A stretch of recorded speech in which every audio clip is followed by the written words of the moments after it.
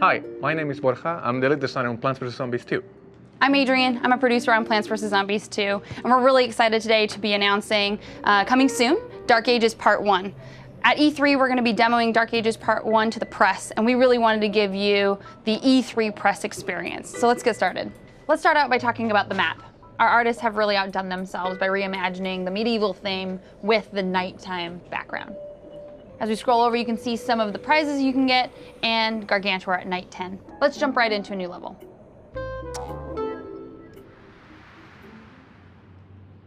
Before we get started picking our plants, let's check out the new background. At nighttime, sun is not going to be falling from the sky. That's going to change the strategy of how you play with sun and plants. In addition to the medieval theme, we've got new board mechanic where gravestones could also provide you with some sun and additional plant food.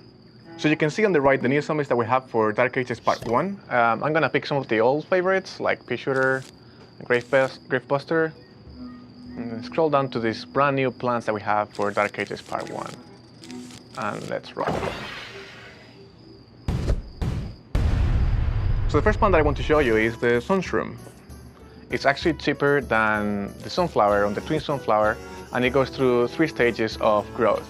First starts really small, and it goes into, say, adulthood. And you can see how it looks like by just doing this. We should mention also that we are cheating a little bit here just to be able to show you all the plants in this level. So the next plant that I want to show you is the Puffshroom. Puffshroom, as you can see, is a free plant. It costs nothing to plant it, and it will have a very fast cooldown, meaning you can really put out a lot of Puffshrooms out there really fast. This is another way to actually battle the fact that you don't have as much sun as you used to. Also, another quality about the Puffshroom is that over time, you can see this guy sort of fading a little bit. That means the Puffshroom actually has a small timer, and at the end of it, it will actually disappear.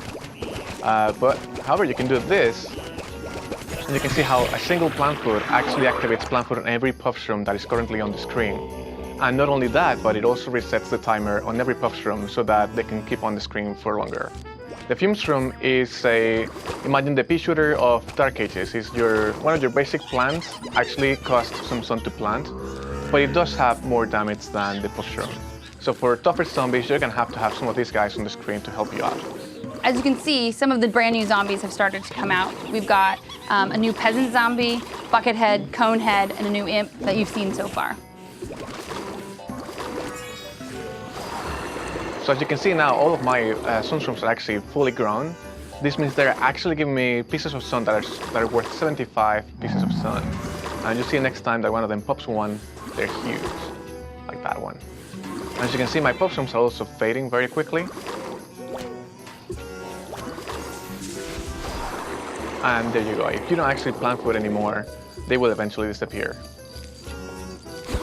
So this guy coming up here is the Jester. He's one of the wackiest zombies that we've ever added to the game. And you really have to be very careful with what you shoot at him because, as you can see, he'll start spinning around, pick it up, and throw it back at your plants. So this is where your Fumeshroom comes in really handy because he kind of battles these fumes that he's shooting at him. He's getting too close.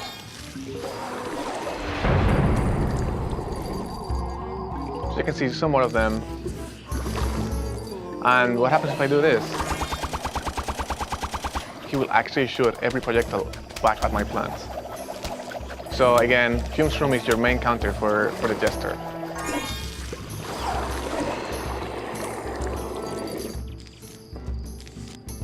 Here's another one of our new zombies. This is the Knight.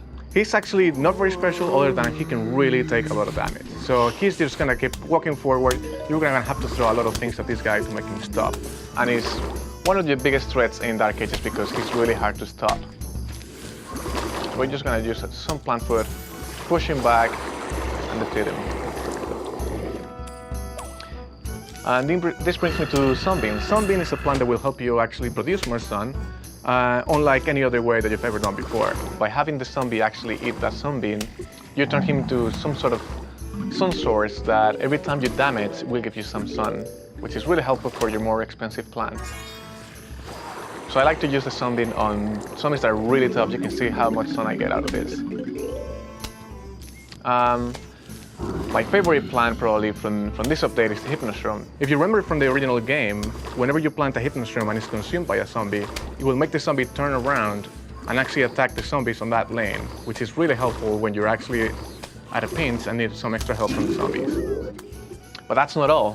What happens when you actually plant food one of your hypnoshrooms? So what just happened is the zombie that consumed that plant food hypnoshroom actually became a Gargantuar fighting for you.